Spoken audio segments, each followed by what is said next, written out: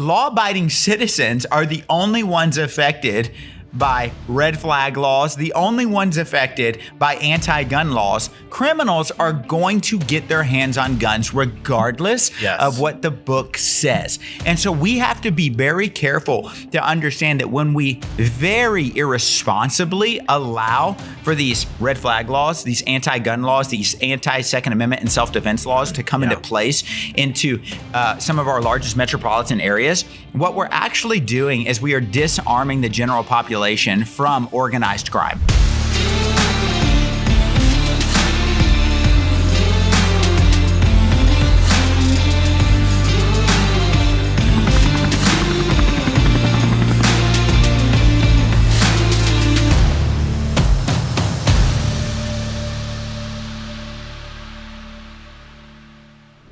Hey, what's going on? Welcome to the For Liberty and Justice podcast, where we seek to mobilize the church, wake up the city, and take a stand for liberty and for justice. My name is Nate Schatzline. I'm sitting here with Josh Moore. Josh is on our For Liberty and Justice team. He's a constitutional expert, former state representative, and we're really excited to have an incredibly special guest on the show. This topic has never been more relevant today, as we've seen an unbelievable weaponization of government against our common citizen and against our elected officials, and the right to bear arms, our Second Amendment. It's never been more important than us to take a stand. And today we have one of the leading voices, I believe, in our nation and for our generation on Second Amendment issues. We have none other than Kyle Rittenhouse in the house with us on For Liberty and Justice podcast. Kyle, thank you so much for joining us today. Absolutely. Thank you for having me. I'm excited to talk more about the Second Amendment and do a deeper dive into the constant attack we're in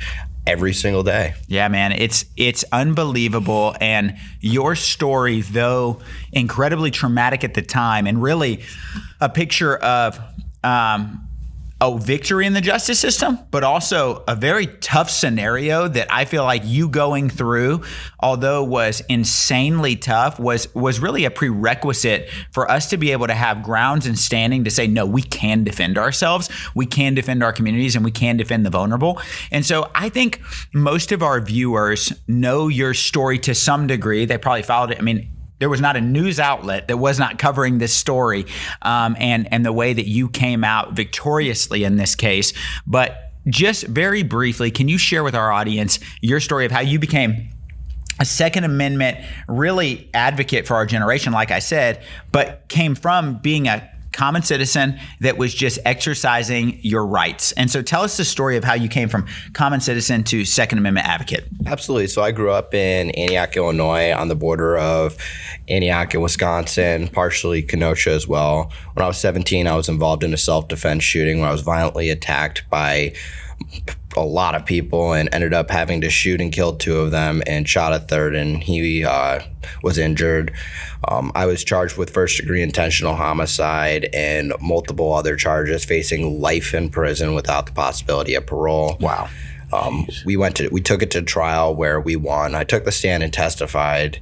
And then after that, it really hit me how important the Second Amendment is, because the Second Amendment saved my life. Yeah.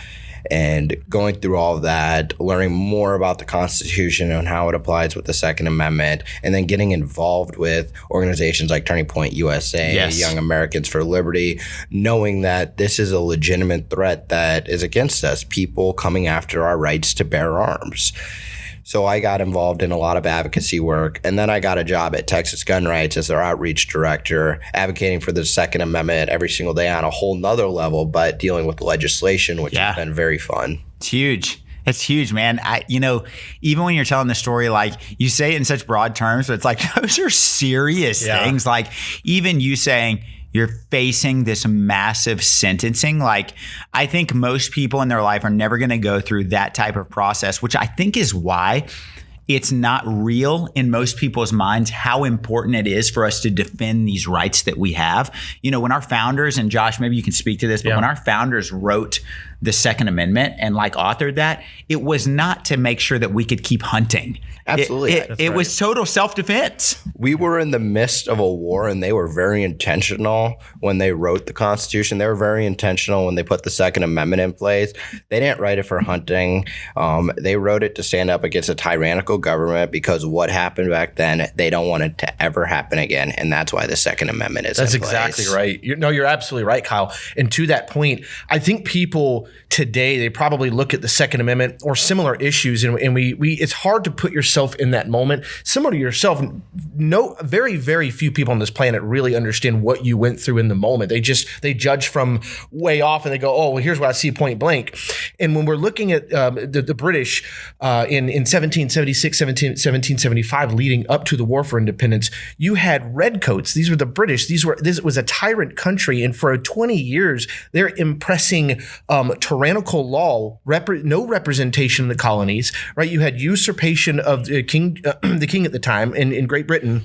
And so what they're doing is the British are going door to door, basically confiscating firearms, saying you don't get to protect yourself. Imagine that happening. Well, we talk about that today, right, Kyle? Especially the left will come out and say, no one's talking about taking away your guns. That's exactly what the British did, in fact, do, was take and confiscate guns. So it was important to the founders at the time, saying we want to ensure that the Constitution recognized this natural right to self-defense, having nothing to do with hunting. Hunting went way back to the Native Americans. That was never disputed. Absolutely. It was the right to self-defense. This is why I tell people all the time, I said the Second Amendment, it has to be deeper than just words in text.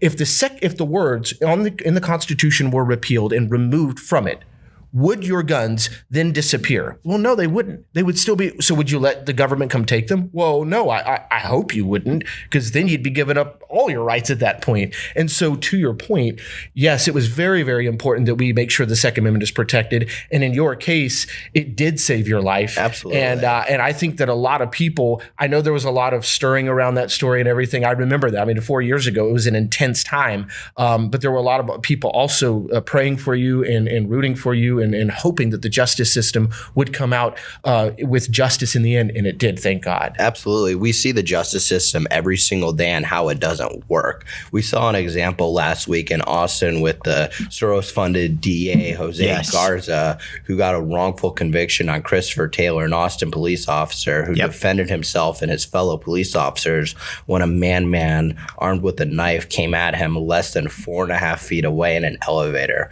What do you expect him to do? Yeah, I mean, no kidding. And we are putting our law enforcement and our common man in harm's way by saying, hey, with all of these, Soros-funded DAs, with these anti-Second Amendment advocates that are out there in America, with Democrats far and wide, from the federal level to the state level to even the local level, trying to put, gun buyback programs in our local municipalities. We see this attack, and it should alarm not just the common citizen, but it should alarm the Christian, because what Democrats have historically been very good at is weaponizing scripture against us. They will wrongfully say scriptures that advocate for peace and use it as an attempt to take away your right for self-defense. Absolutely. You were sharing some scriptures before we even started this podcast. Would you share some scriptures that are meaningful to you in this context? Absolutely. So Exodus 22:2-3. If a thief is caught breaking in at the night and is struck a fatal blow, the offender is not guilty of bloodshed. Wow. I mean, right there is an advocate for self-defense in scripture. And I think what people forget is that our citizenship in heaven, our Christianity, does not make us weak men. It makes us convicted men. Yes. Absolutely. Like men who have deep convictions for righteousness. You share a scripture with me that I thought was so strong, and I think it's worth bringing up. But it says I want to pull it up, Psalms 82:4. I love this because it's the Psalms, but it says, rescue the weak and the needy, deliver them from the hand of the wicked. I think this is really important because while Christ advocates for peace, and ironically, so does Donald Trump, peace through strength, so does all of these incredible leaders on our federal level like Senator Ted Cruz, and while still advocating for the Second Amendment and our right to bear arms, while we look at this, we have a responsibility of believers to defend those who cannot defend themselves. Absolutely. And to fight for righteousness. I mean, tell those that were involved in the Holocaust that they were not supposed to defend themselves when Nazi Germany came after the Jews inside of the Holocaust. This is horrific. Exactly this is unbelievable that we would get to a place where we would think as believers, oh, we have to just lay ourselves down and give ourselves up to tyrannical government leaders that are taking our rights away. Yeah. It's not what our founding fathers believes, and it's honestly not what our biblical text advocates for. That's a great point, Nate. And to your point, Kyle, bringing up scripture verse in Exodus, talking about what the Lord through his holy word tells us as far as what our natural rights are. I know a lot of Christians will probably go back and say, but that's Old Testament. Yes, but that was also never revoked in the New Testament. And in fact, Jesus also told his disciples, go and buy 2 swords. So self-defense was never revoked in the New Testament. It's still there. And it's something that the founding fathers and John Locke, as an English philosopher, understood deeply. And so, Kyle, share with us a little bit about what really has interested you more specifically in the last year or so, and the accomplishments you've made in addressing the Second Amendment on behalf of the people. Absolutely. So I've done a lot of advocacy work, and I've testified for the first time about 1.5 years ago, 2 years ago in North Dakota for a new bill that they introduced. We ended up losing that battle because the Attorney General testified against me, knowing that it would take funds from the AG. But the bill essentially was that if you are acquitted by reason of self-defense, and it's very easy to do. Their argument was like, how do we know if the jury acquitted them based on reason of self-defense? Very simple. Was the reason for on the jury questionnaire form, you had a second box that they check. Was the defendant acquitted by reason of self-defense? Yes or no? Costs 10 cents to add that ink on the jury questionnaire. And the Attorney General testified against it and said that how are we going to get the resources? And what it's really doing is people who are acquitted by self-defense, they end up becoming bankrupt. And I think we need to put protections into place. 100%. I've been talking with politicians for this upcoming session to get good bills introduced here on the Texas House floor. Yes. One of them being that if you are in a self-defense shooting, you get reparations from the government for loss of wages, attorney fees. Brilliant. But also introducing another bill that if you are acquitted, you can no longer be held civilly liable for what happened for defending yourself. Wow. It falls under the double jeopardy thing. I believe it should. Totally. Yeah, it absolutely 100%. should.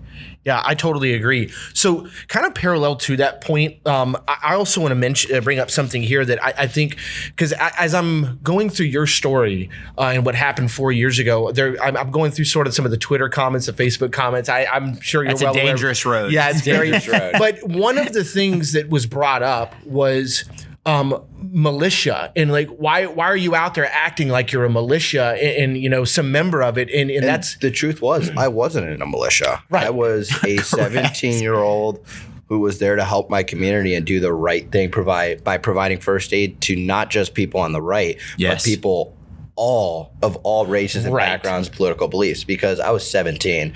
I don't think any of us cared about politics when we were that age. Correct. Yeah, that's it. No, that's true. And so to Kyle's point, Heller versus DC was a 2008 Supreme Court case that essentially confirmed that the Second Amendment is not, in fact, just connected to the militia. It also enshrines the private individual right to self-defense. And it says here, from our review of founding era sources, we conclude that this natural meaning was also the meaning that bear arms had in the 18th century.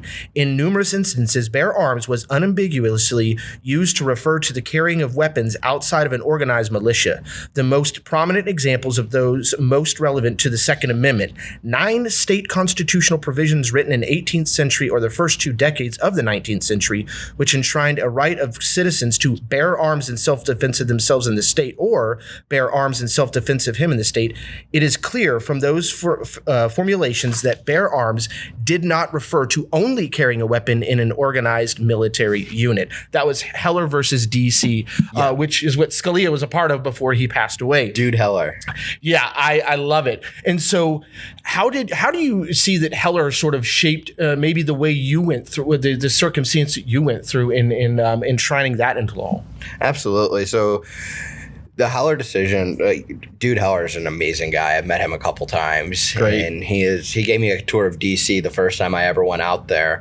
But this laid the fundamentals for our principles. This helped with a bunch of other constitutional decisions, such as the Bruin decisions and other things. But this has also enabled our right to self-defense even more and enshrined it deeper into our legislation and our laws. Yeah, that's great. And Nate, can you share with us sort of the spiritual warfare that we're experiencing right now, not just on paper with the Constitution, but because believe me, I love the Constitution. I know Kyle does, I know Nate does, but Nate, share with us as a pastor and a state rep what we're seeing now, the spiritual warfare going on. Yeah, I mean, you know this as well, Kyle, like at the end of the day, like we're in a spiritual battle right now, more than we are a political battle than ever before. We see how they're treating our children. Yeah, left. Mutilating children. We're talking about the complete lack of care for life. I mean, we're talking about abortion up until the 9th month, until birth. I mean, crazy things. Don't even get me started on that issue. I am a pro-life absolutist. Oh, yeah, I'm with you. And so like that's where I'm at as well. And I think the struggle is like we're looking at a moral decay in society that is resulting in them, and by them I mean the left, being bolder than ever about the agenda that they have against our children right now and really against our society as a whole. But I think we see this in the greatest, the spiritual side, in the aspect of the amount of deception through the media, as well as I would just say the brain rot that we see and the acceptance of the lack of facts that we hear from the media within the general population. I firmly believe the day is coming where it will be popular again, and we may be here, it's impossible to know, where it will be popular again to distrust the media at the highest level of all time. And I believe Americans, by and far, are questioning media more than ever before. Oh, absolutely. Almost everybody I talk to now does not trust the media. Yeah. Mainstream media does not have our back. And the study that came out, which I thought was so revealing about the spiritual context of this, was that they have found that the gun violence we see in America, I'll say it again, the gun violence that we see in America, the majority of it comes from cities that have the strongest anti-gun laws on the books. And they're created by gangs of violent criminals who couldn't have guns to begin with. Correct, which means that, hold on, the law-abiding citizens are the only ones affected by red flag laws, the only ones affected by anti-gun laws. Criminals are going to get their hands on guns regardless of what the book says. And so we have to be very careful to understand that when we very irresponsibly allow for these red flag laws, these anti-gun laws, these anti-Second Amendment and self-defense laws to come into place into some of our largest metropolitan areas, what we're actually doing is we are disarming the general population from organized crime. We are disarming them from the ability to defend their family in a scenario where society and moral decay has put them in danger like never before. I mean, look at the day and age we're in. We have Venezuelan gangs coming into our country. We see it in Dallas right now. We have the Haitians flooding our country, eating our cats and dogs. They're eating our cats. They're eating our dogs. Why was that so offensive to people to point out? Like, we have children being mutilated, and we can't talk about that? Exactly. It's because Trump said it. That's why. That's true. That's true. Exactly. But we have these people coming into our country illegally, and a lot of people disagree with me on this, but I am all for allowing people to come to the United States to seek sanctuary if it is done the legal way. Totally. I agree. You come through a port of entry, I think there should be a wait period. There should be a cool down period for you coming into this country. I think they need to do their due diligence of who they let in. Yes. But I'm like, you can come in, but you have to do it the right way. You have to do it the legal way. I want to speak to that because, Kamala Harris was just recently on Oprah, and when she was asked about guns, she said, well, I own a gun in my house. And I thought that was so ironic. Yeah, because she has a full Secret Service protection. Right. She owns a gun as a citizen while also having Secret Service protection, while also having, I'm sure, I don't know this for a fact, but I'm sure a security system at her home, some high level functioning piece of tech that makes sure that her house is protected. And yet, as borders are, she says we should allow anyone, regardless of criminal history, regardless of cartel connections, regardless of history with human and drug trafficking, to come through our nation without being checked, without going through the legal processes, and without us taking inventory or any biometric data on those people coming up through. And by the way, we are going to give you taxpayer benefits when they come through. It's absolutely insane. I know the topic of this is not border, but I think they are married. Connected. It ties in together because what's happening with this country, look what happened a couple days ago in Oklahoma City. We had an Afghan man who got arrested for plotting a terrorist attack on Election Day to go and shoot up a polling location, and they found dozens of rifles that came into the country illegally with him, and that is what we're up against. And ironically, no gun laws would have kept those guns. Well, that's precisely it, Nate. From hitting the streets. That's precisely it. And in fact, I've had this conversation a number of times recently, and this is also very scriptural and connected, and that being the border and the fact that you cannot be a nation without a border. Yep. And what happens the moment you open up and let a millions of people that are not part of your culture into a country? Well, over the course of a pretty short period of time, especially when it's millions of people, your culture is going to change. This is why no nation anywhere around the planet lets people just come in willy-nilly. And if they do, they mess their nation up. I think actually France had this happen in the last few years, where they've had asylum laws, and all of a sudden they notice problems going on. But the very same thing we're experiencing.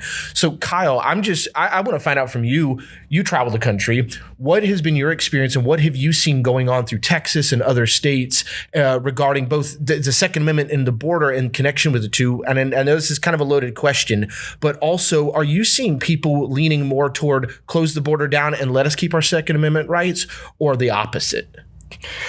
Well, a lot of the things I hear in public will get me thrown in federal prison. True. A lot of what I'm hearing, a lot of what I'm seeing is I see an influx in illegal immigrants. I actually was flying to Cincinnati the other day. I had an event for my good friend TJ Roberts, who is a constitutionalist attorney running for a state representative out there.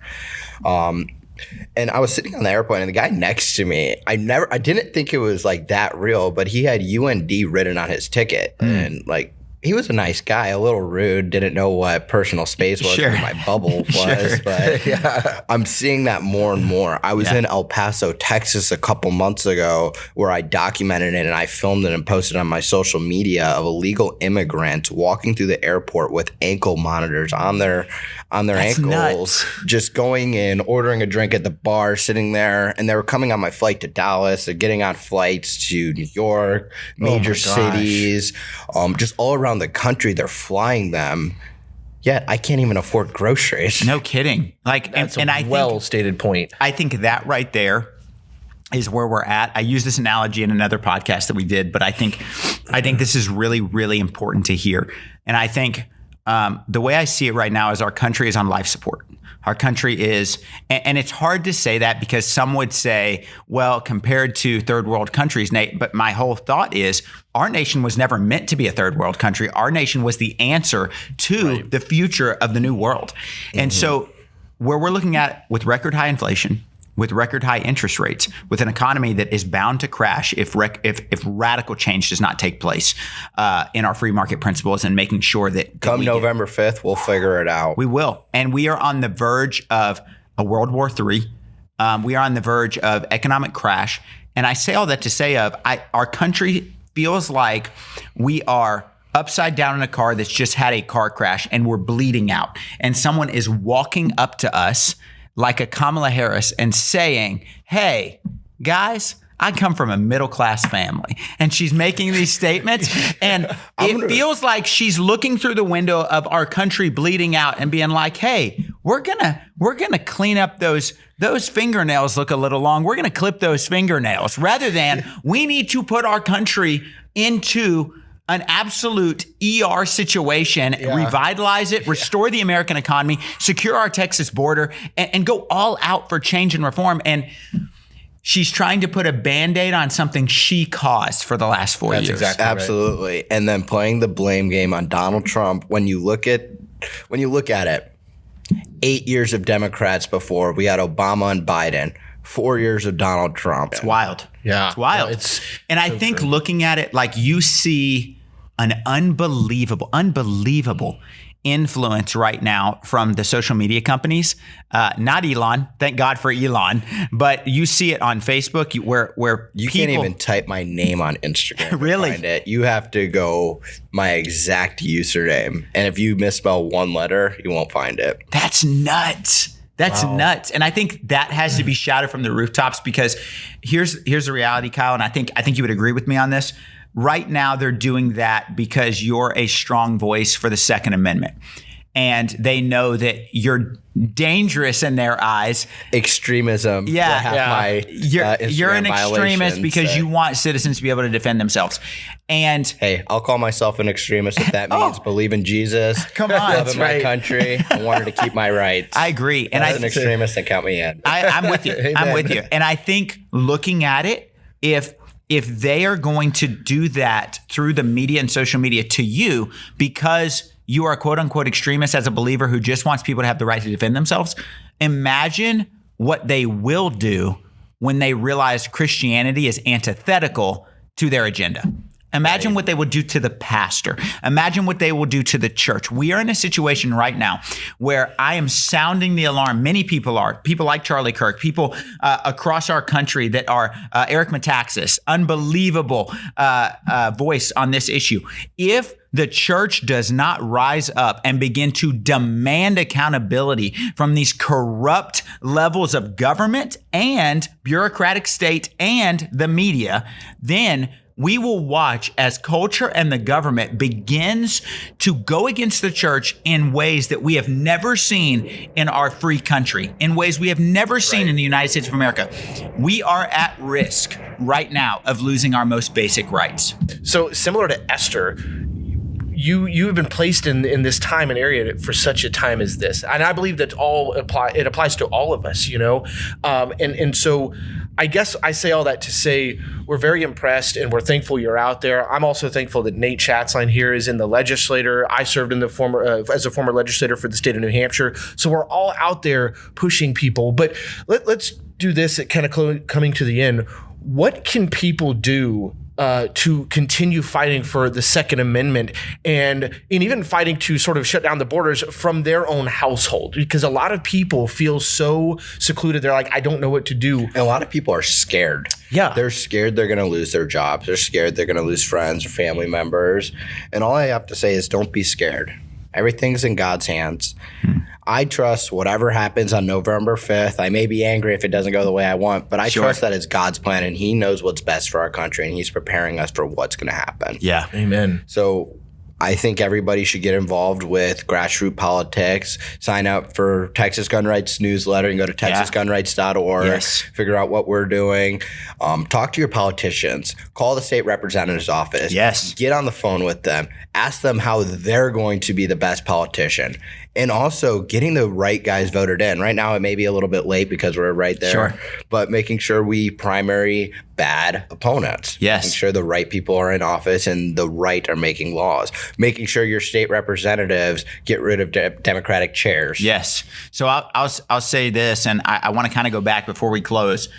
I wanted you to talk a little bit about, we just came out of one of the most contentious primary seasons in Texas House politics. I was proud to be a part of that. Yeah. I got censured by the GOP caucus because of it, because I came out against some very anti-Second Amendment legislators. Ironically, Republican legislators. We expect Democrats to be who they say they Absolutely. Are. But then for a Republican, I'll never forget, we had a Republican come out as an anti-Second Amendment advocate in the middle of session. His name was Justin Holland. I know. I'm very familiar. Yes. And Justin Holland has a history of going against grassroots conservatives, a history of kind of berating those that are the common man. Yep. And then now we have Katrina Pearson. And now we have Katrina Pearson in there. You witnessed that. Obviously, I witnessed that. How important is it to stay on task and see when these votes come out?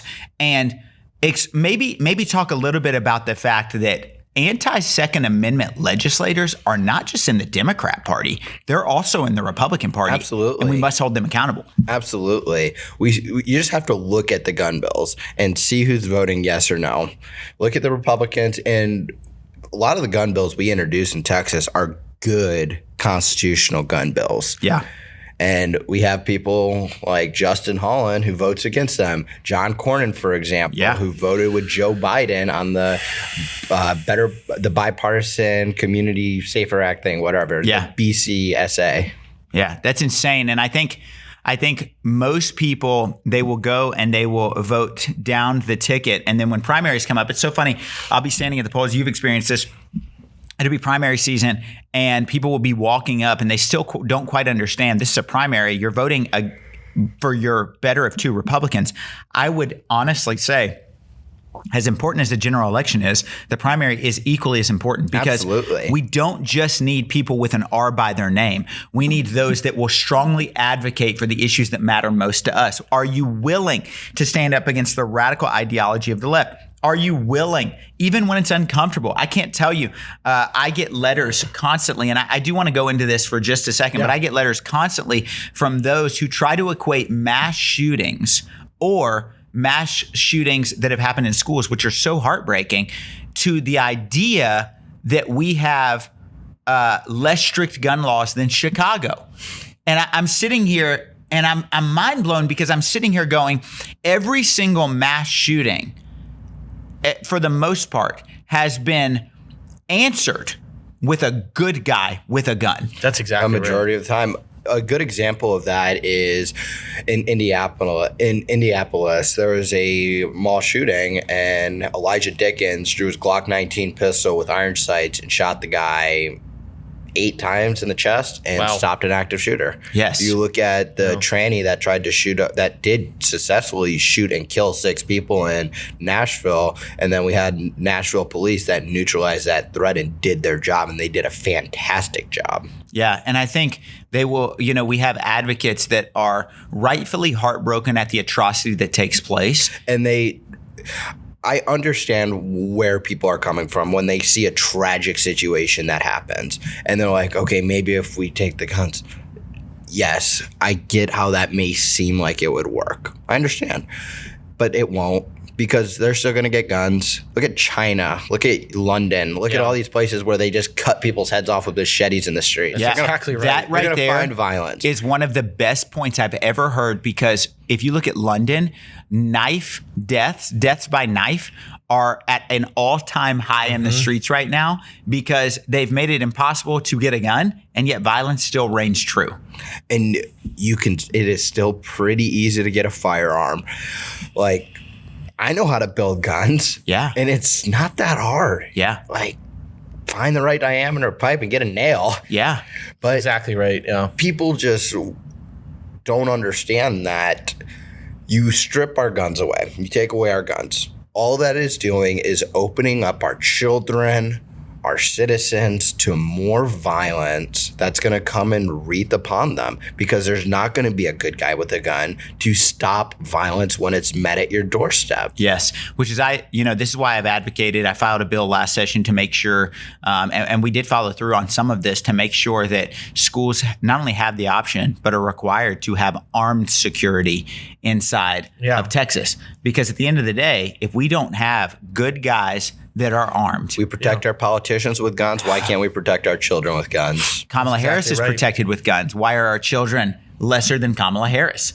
And I think that right there is the argument that we must take a stand on. Kyle, I can't thank you enough for taking the time to be with us. Any final thoughts on ways? I know you've already mentioned Texas gun rights. You've already mentioned holding those legislators accountable. And you've already mentioned to have hope in God. Well, this is going to be the most important thing. November 5th is right around the corner. If you don't go out and vote, you're part of the problem. Sorry. But you see where our country's at, and voting is the only answer right now. You need to go to the ballots and you need to vote for Donald J. Trump and J.D. Vance, and that's what needs to happen. He needs to be in the next president of the United States, or our country is going to dissolve. It's beautifully said. I appreciate you, Kyle. We're honored that you took the time with us today. Let's do it again sometime. Absolutely. Thank you, Nate. Hey, thank you so much for watching the For Liberty and Justice podcast, where we seek to mobilize the church, wake up the city, and take a stand for liberty and justice. We'll see you next time.